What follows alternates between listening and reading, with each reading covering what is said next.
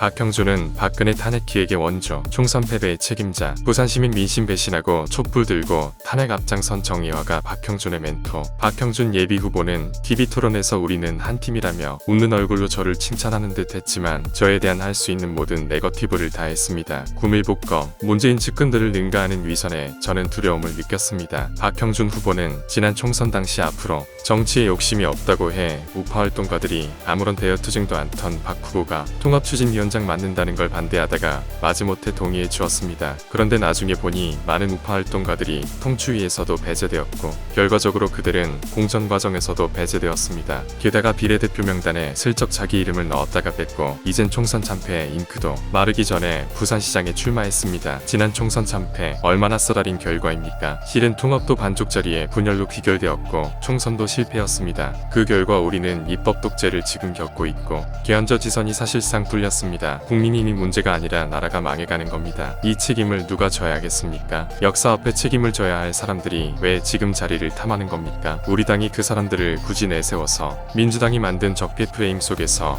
힘들게 싸울 이유가 뭐가 있겠습니까? 우리가 박 후보에게 진영의 명운을 걸 만큼 애써 변명해 줄 만큼 그가 보수를 위해 나라를 위해 자기를 희생한 적이 있었던가요? 박 후보는 민주당 시절 제가 박근혜 탄핵에 찬성했다고 뭐라 하는데 적어도 그가 할 말은 아닌 것 같습니다. 먼저 자기 성찰부터 하셔야죠. 박 후보는 찬성 정도가 아니라 박근혜 탄핵을 기획한 주역이라 할 수 있습니다. 한나라당 경선에서 박근혜 최태민 연루설을 최초로 유포한 사람 가운데 한 사람 아닙니까? 그게 나중에 탄핵 민심의 저변이 되고 가짜뉴스의 근원이 된 것 아닙니까? 박 후보는 부산 시민의 민심을 배반하고 탄핵 찬성 촛불 시위에 적극 나섰던 정의화 전국회의장 등과 함께 탄핵의 중심이었지요. 정의화 전국회의장은 박형준의 명예선대위원장이자 멘토입니다. 저는 민주당 탈당 후 박근혜 전 대통령의 석방 요구와 대여투쟁에 적극 나섰지만 박형준 후보는 박근혜 사면 요청에도 소극적인 것은 물론 자신의 죽은 MB마저 배신했습니다. 아니 자신이 정권의 실세였음에도 두 정권을 탓하며 유체이탈마저 하더군요. 박근혜 탄핵의 빌미를 제공한 자이자 총선 패배의 책임자인